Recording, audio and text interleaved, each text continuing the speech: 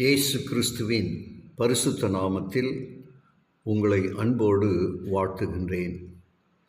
கிறிஸ்துவுக்குள் பிரியமான தேவஜனமே, அநேகர் சாத்தானின் தந்திரத்திற்கு தங்களை ஆயத்தமாக ஒப்புக்கொடுப்பதை நாம் ஜெபத்தோடு காண வேண்டும்.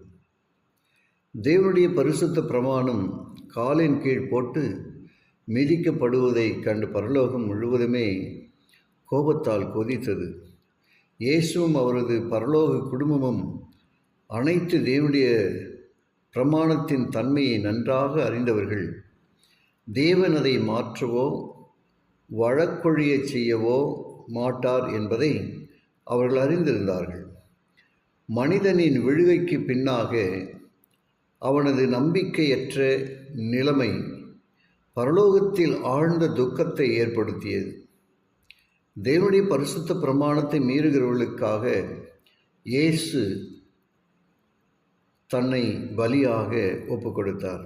ஆனால் இந்த பிரமாணம் ஒழித்து கட்டப்படுமானால் இயேசுவின் மரணமில்லாமலேயே மனிதன் ரட்சிக்கப்படக்கூடும். இதன் விளைவாக அவரது மரணம் அவரது பிதாவின் பிரமாணத்தை ஒழித்து போடவில்லை, ஆனால் பிரமாணத்தை கனப்படுத்தி மேன்மைப்படுத்தி அதன் அனைத்து பரிசுத்த கூட்டங்களுக்கும் கீழ்ப்படிதலை ஏற்படுத்தியது.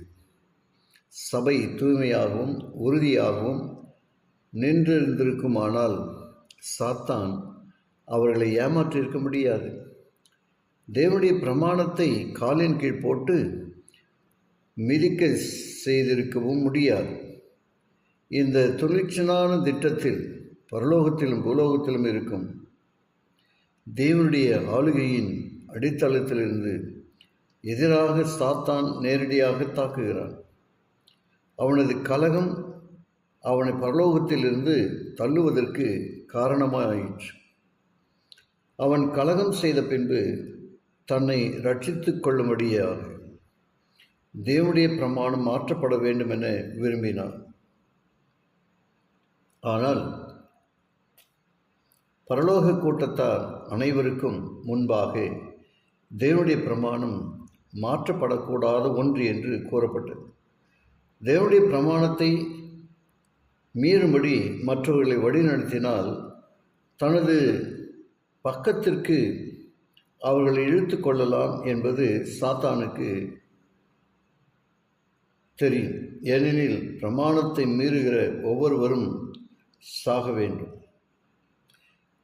சாத்தான் இன்னும் சற்று அதிகமாக செயல்பட தீர்மானித்தான். சில தேவனுடைய பிரமாணத்தை பற்றி வைராக்கியமாக இருப்பார்கள் என்றும் அவர்கள் இந்த கண்ணியிலே அகப்படுத்த முடியும் என்பதையும் சாத்தான் அறிந்திருக்கின்றான். அவன் தனது தூதர்களுக்கு சொன்னது மேலும் 10 கட்டளைகளுக்கு மிக தெளிவாக இருக்கின்றன. எனவே அவைகள் தங்களை கட்டுப்படுத்துகின்றன என்று அநேகர் விசுவாசிக்கிறார்கள்.